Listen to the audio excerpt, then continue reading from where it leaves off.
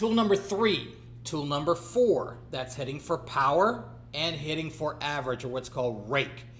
This is in a BP environment, generally on an arm or off a machine where you're going to roll the cage up and everybody except for group 1 is in the field shagging balls. Then they'll rotate group to group to group. And what we're doing is we're looking at 2 different aspects of everybody's swing. Whether they have power, they can hit the ball into the gaps and or out of the yard, out of the field. And can they hit balls in different places on the field? Why is that important? Well, the book is named Barrel Accuracy and Swing Strength, BASS. The only 2 things that hitters really need to be concerned about is hitting the ball on the barrel effectively and hitting it hard. So hitting it on the barrel means that you can hit the outside pitch to the away field, or at least up the middle. On the inside pitch, he's got the ability to change his swing shape to pull that ball to be barrel accurate. And the swing strength is power. When we hit the ball powerfully, the defense has to cover the whole field.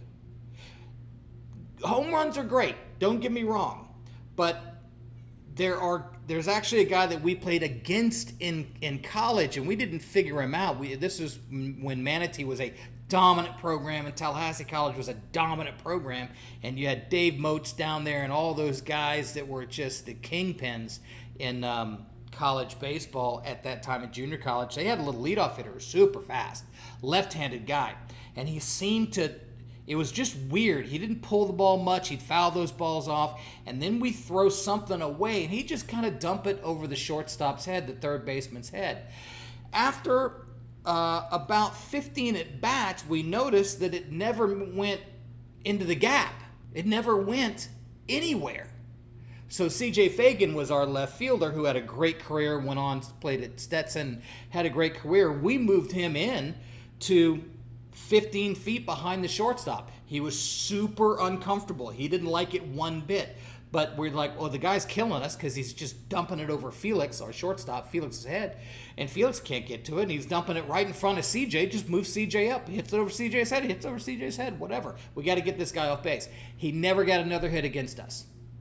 Never had another hit. CJ Fagan was just standing there. Boop. Catch. Well, he's left-handed, so it's like this. Just catch every time.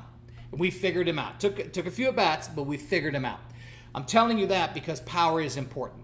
If you can't hit the ball into the gaps, regardless of hitting it out of the yard, if you can't hit it into the gaps, the defense will collapse on you. They may not be the first at-bat, or the second or the third. It may take 15 at-bats like us to figure out he can't hit it 40 feet, so just crash.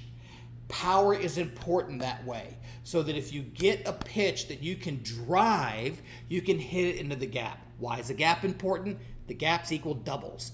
It is a very significant advantage to have a man on second base. That's why they call it scoring position. Now, hitting for rake or hitting to other parts of the field, I think I might have talked about this before. I need a guy that's able to pull the ball if it's inside, hit it down the line. I also need a guy that's able to take that slider, that's changeup, whether he gets fooled or not, doesn't matter. We don't care if you get fooled in the next level. That's not an excuse not to hit it. Can you change your swing shape to hit the ball over there so you can get on base instead of just giving up the out? So the ability to hit the ball where it's pitched is going to be that barrel accuracy, that ability to rake, that ability to hit for average, and to be able to hit the ball deep or hit the ball in the gaps or possibly out of the yard is the swing strength we're looking for. Everybody gets graded on both of those 2 criteria.